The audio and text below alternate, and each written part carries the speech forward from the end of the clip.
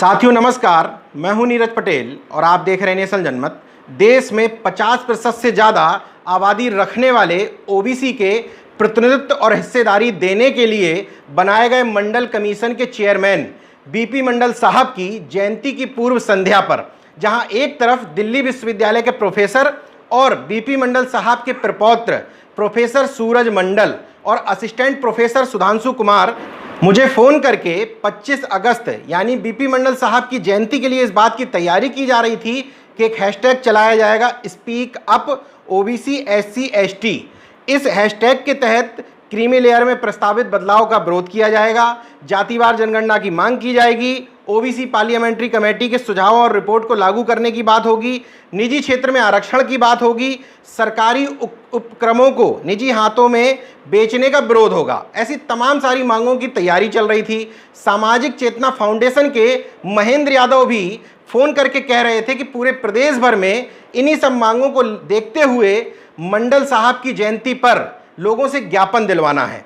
इसी बीच में मंडल बनाम कमंडल की लड़ाई में मंडल की राजनीति को बढ़ावा देने के लिए जानी जाने वाली समाजवादी पार्टी की तरफ से एक सूचना आती है कि उसने अपनी पार्टी के भीतर सामाजिक न्याय की सबसे मुखर और दमदार आवाज लौटन राम निषाद को समाजवादी पार्टी पिछड़ा वर्ग प्रकोष्ठ के प्रदेश अध्यक्ष पद से हटा दिया है और एमएलसी राजपाल कश्यप को उस पद पर बैठाल दिया है। पूरे प्रदेश में क्या पूरे देश में इस मुद्दे को लेकर के हलचल मची। सोशल मीडिया पर लोगों ने विरोध दर्ज कराना शुरू कर दिया। किस मुद्दे की वजह से हटाए गए, पहले लौटन राम निषाद का बयान सुनिए। राम का मंदिर बने चाहे कृष्ण का मंदिर बने, मुझे मंदिर से नहीं, लेकिन लौटन राम निषाद राम के प्रति हमारी आस्था नहीं है। मेरा व्यक्तिगत विचार है, मेरी अगर आस्था है तो बाबा साहब भीमराव अंबेडकर के संविधान में है, कर्पूरी ठाकुर में है, छत्रपति साहू जी महाराज में है, जिनसे हमें बोलने का, हमें नौकरियों में जाने का, पढ़ने का, लिखने का, कुर्सी पर बैठने का अधिकार संविधान से मिला है, ज्योतिबा फूले से मिला है, सावित्रीबाई फूले से मिला है। इसलिए जिनसे मेरा डायरेक्ट लाभ हुआ है मैं उनको जानता हूं। मैं राम थे कि नहीं थे, राम के अस्तित्व पर भी मैं प्रश्न चिन्ह खड़ा करता हूं। यानी कि लौटन राम निषाद को उनके पद से इसलिए हटाया गया क्योंकि वो डॉक्टर अंबेडकर, महात्मा ज्योतिबा फूले, छत्रपति साहू जी महाराज और संविधान में विश्वास रखते हैं, लेकिन वो राम में विश्वास नहीं रखते। बयान की शुरुआत में आप स्पष्ट तौर पर सुन सकते हैं कि लौटन राम निषाद स्पष्ट तौर पर कहते हैं कि मेरा ये निजी बयान है। अखिलेश यादव को यहां पर निश्चित तौर पर यह स्पष्ट कर देना चाहिए, आंख मिचौली का खेल बहुत हो गया, परशुराम की राजनीति का खेल बहुत हो गया। अखिलेश यादव खुद सामने आकर के स्पष्ट करें कि उनकी पार्टी में परशुराम समर्थक रह सकता है, गॉडसे समर्थक रह सकता है, आरक्षण विरोधी अपर्णा विष्ट यादव रह सकती हैं, यहां तक कि सामाजिक न्याय के तमाम सारे विरोधी रह सकते हैं, लेकिन उनकी ही पार्टी में डॉक्टर अंबेडकर, ज्योतिबा फूले, छत्रपति साहू जी महाराज का समर्थक आखिर क्यों नहीं रह सकता है। इस फैसले को सुनने के बाद सबसे पहले मैंने ये चेक किया था कि कहीं ऐसा तो नहीं कि अखिलेश यादव जी ने मित्रता में राष्ट्रीय अध्यक्ष की कुर्सी अभिषेक मिश्रा या रिश्तेदारी के नाते ससुराल पक्ष के लोगों में से किसी को थमा दी हो, उसी ने निर्णय ले लिया हो। लेकिन जब मैंने देखा कि अखिलेश यादव की सहमति पर प्रदेश अध्यक्ष नरेश उत्तम पटेल ने यह फैसला लिया है तो निश्चित तौर पर समाजवादी पार्टी के लिए इससे शर्मनाक निर्णय और कोई नहीं हो सकता। लौटन राम निषाद ने जो बात कही थी उसके लिए शीर्ष नेतृत्व की खुलेआम सराहना करने की तो हैसियत नहीं थी, कम से कम गुपचुप तौर पर उनको बुला करके पीठ थपथपा देते।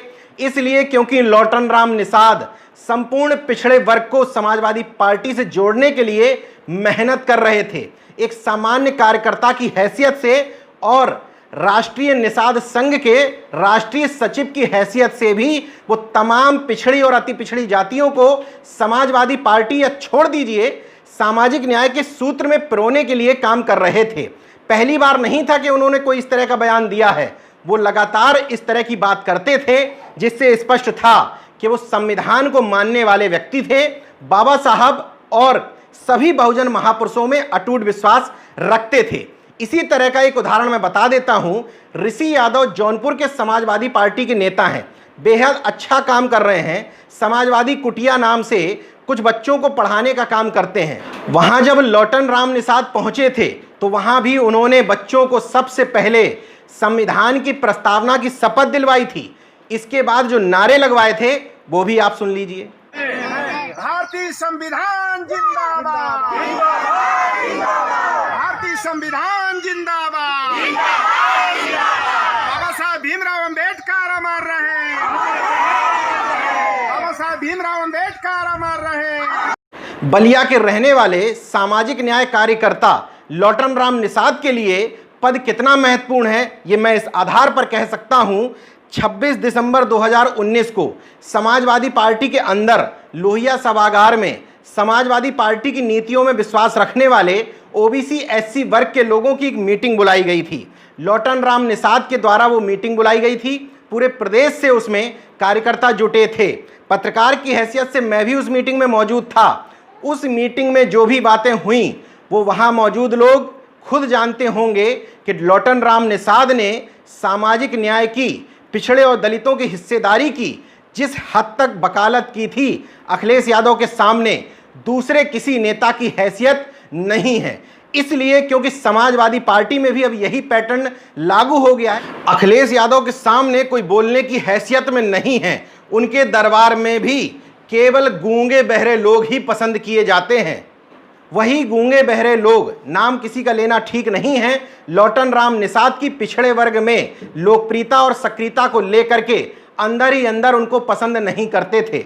लेकिन स्पष्ट तौर पर बता देता हूं कि रामकरण निर्मल लोहिया वाहिनी के प्रदेश अध्यक्ष जब बनाए गए, लौटन राम निषाद ओबीसी प्रकोष्ठ के प्रदेश अध्यक्ष बनाए गए, सर्वेश अंबेडकर को जब एससी प्रकोष्ठ का प्रदेश अध्यक्ष बनाया गया था, तो मुझे लगा कि समाजवादी पार्टी काफ़ी हद तक अब बदलाव की स्थिति में है। लेकिन वर्तमान में हालिया घटनाक्रम को देखते हुए स्थिति स्पष्ट है कि अखिलेश यादव ने दबी जुबान ही सही ये स्पष्ट कर दिया है कि समाजवादी पार्टी में सामाजिक न्याय का नाम लेने वालों से मैं मिलूंगा तक नहीं।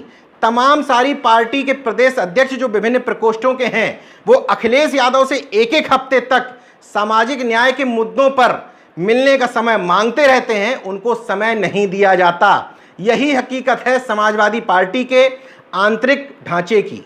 जब हिंसा को बढ़ावा देने वाले, ब्राह्मणों के भगवान कहे जाने वाले परशुराम को लेकर के समाजवादी पार्टी और बहुजन समाज पार्टी ने राजनीति करना शुरू की थी, तो इन भैया जी के तथाकथित भक्तों ने कहना शुरू किया था कि अखिलेश यादव जी की तरफ से कोई आधिकारिक बयान नहीं आया है। अखिलेश यादव उस समय मौन रह गए थे। अखिलेश यादव उस समय में भी मौन रह गए थे जब अभिषेक मिश्रा ने कहा था कि समाजवादी पार्टी की सरकार आने पर हम सवर्ण आयोग का गठन करेंगे। लेकिन लौटन राम निषाद जब कहते हैं कि मेरी राम में कोई आस्था नहीं है, साथ ही साथ वो ये भी कहते हैं कि परशुराम की मूर्ति स्थापना सपा का एजेंडा नहीं है, तो अखिलेश यादव यहां भी मौन रह सकते थे। जिस तरह से तर्क दिया जाता है कि ब्राह्मण समाज के वोट बैंक के लिए इस तरह के बयान दिलवाए जाते हैं, तो उस समाज का वोट बैंक लेने के लिए जो समाज अपने आप को सामाजिक न्याय का अगुवा माना जाता है, तो क्यों नहीं कहा जा सकता था कि लौटन राम निषाद जैसे लोगों से ये बयान वोट बैंक के लिए दिलवाए जाते हैं।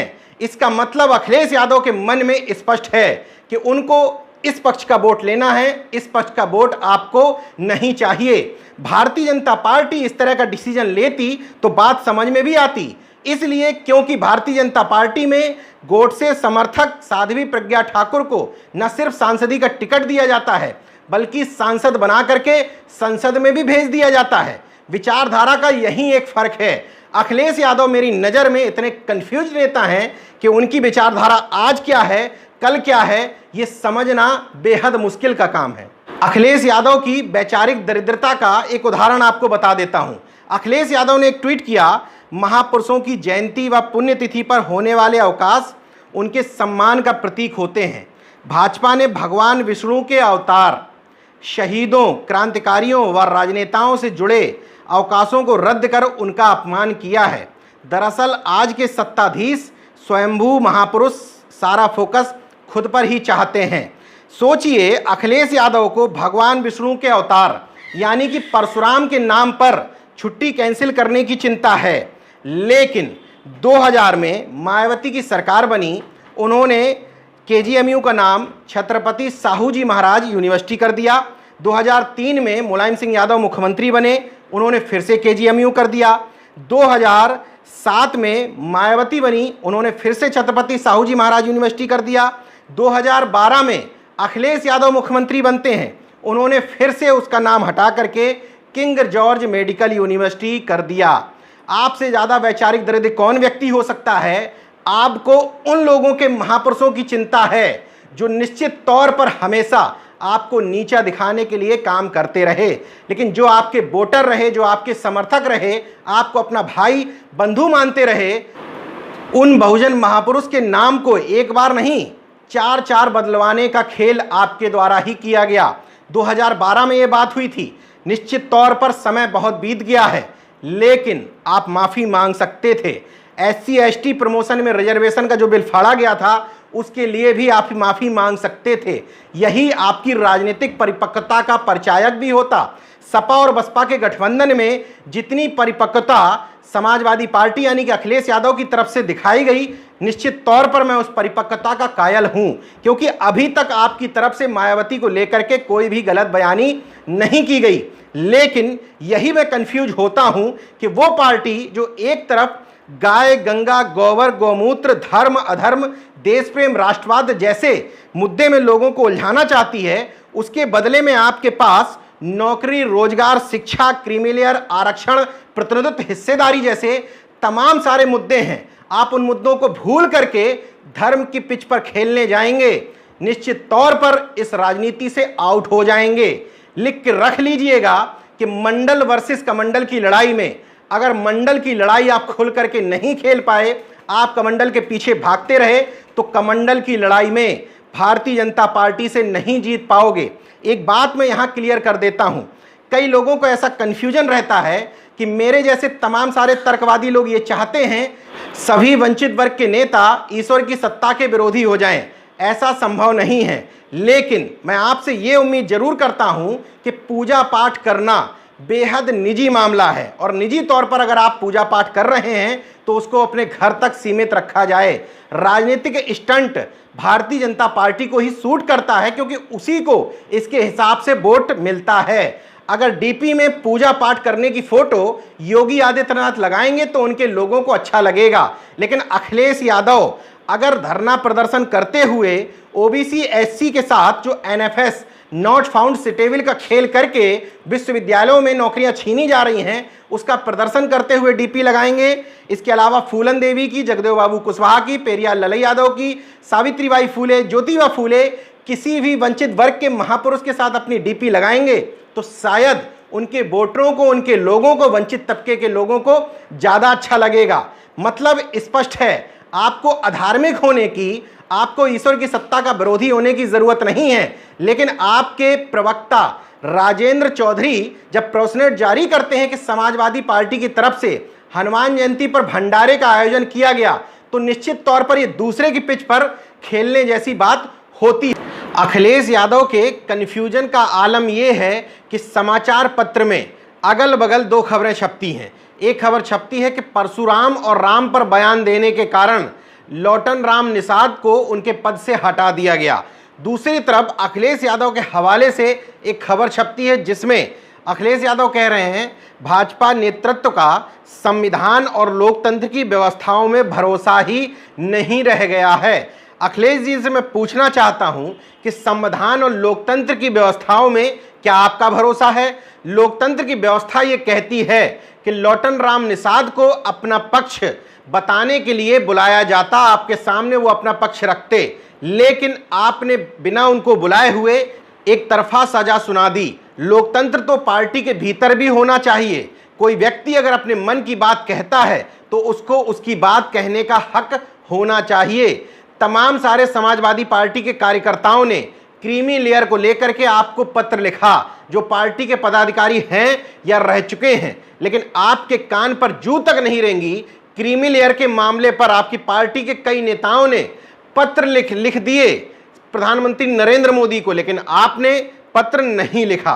खैर, आप संविधान की बात कर रहे हैं तो संविधान में एक शब्द है धर्मनिरपेक्ष, और धर्मनिरपेक्ष का मतलब सर्व धर्म संभाव नहीं होता है। धर्मनिरपेक्ष का मतलब होता है न्यूट्रल, और न्यूट्रल का मतलब होता है उदासीन। और उदासीन व्यक्ति चाहे तो किसी धर्म में आस्था रखे और चाहे तो किसी धर्म में आस्था ना भी रखे। संविधान में जो धर्मनिरपेक्ष लिखा हुआ है उसका मतलब यही था कि सरकारें किसी भी धर्म विशेष के लिए काम नहीं करेंगी। जितनी भी सरकारें धर्म के आधार पर पैसा खर्च करती हैं वो स्पष्ट तौर पर संविधान का उल्लंघन है। आप खुद कितना संविधान को जानते हैं। अगर आपकी पार्टी का कोई व्यक्ति कह रहा है कि मेरी राम में कोई आस्था नहीं है, वो संवैधानिक नजरिए से बिल्कुल ठीक कह रहा है, क्योंकि इस देश में यह अधिकार है कि कोई व्यक्ति बिना किसी धर्म को माने यानी कि नास्तिक रूप से जीवन व्यतीत कर सकता है। किसी धर्म को मानने के लिए उसके ऊपर दबाव नहीं बनाया जा सकता।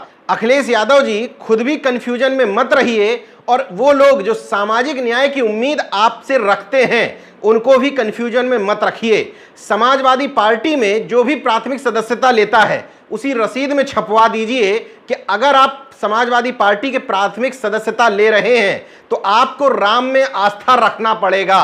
अगर आप नास्तिक हैं, राम में आस्था नहीं रखते हैं, आपकी आस्था संविधान में, बाबा साहब में या छत्रपति साहू जी महाराज में है, तो समाजवादी पार्टी आपको पदाधिकारी नहीं बनाएगी।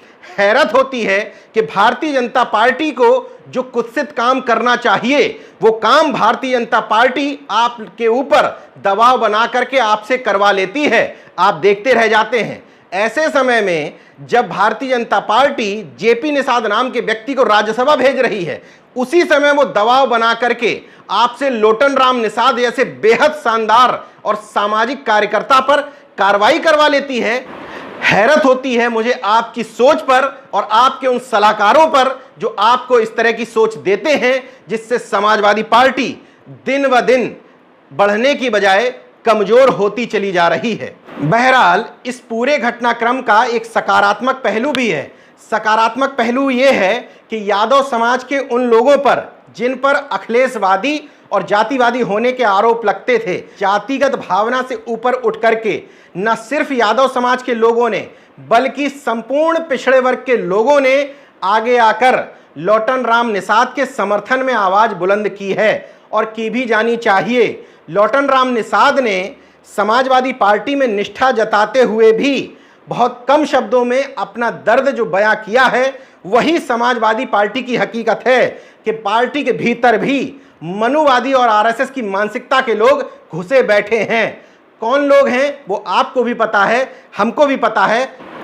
लोटन राम निषाद का बयान मैं अगले वीडियो में पूरा दिखाऊंगा, लेकिन समझने की बात यह है कि लोटन राम निषाद का जितना समर्थन सोशल मीडिया में हो रहा है, एक मुहिम चलाई जा रही है, I stand with Lotan Ram Nishad. आप भी अगर सामाजिक न्याय के तहत चाहते हैं कि लोग बोलें, हमारे आपके जैसे लोग सवाल उठाते हैं कि पिछड़े वर्ग के नेता बोलते ही नहीं हैं, एक व्यक्ति बोलता था, उसका पद छीन लिया गया, अगर आप उसके समर्थन में नहीं उतरे तो आपको बोलने वाले नेता नहीं मिल पाएंगे। इसलिए लोटन राम निषाद का समर्थन भी करिए और अखिलेश यादव का इस मुद्दे पर विरोध दर्ज कराइए, ताकि बैकफुट पर आते हुए लोटन राम निषाद जैसे लोगों के साथ आगे वो इस तरह की गलती ना कर पाएं। देखते रहिए नेशन जनमत, जागरूक और सजग बने रहिए। जय विज्ञान, जय संविधान, जय लोकतंत्र। धन्यवाद। दोस्तों, अगर आपने मेरा YouTube चैनल सब्सक्राइब नहीं किया तो प्लीज़ सब्सक्राइब कर लें और उस बेल आइकन पर जरूर क्लिक करें, जिससे जो मेरे न्यू वीडियो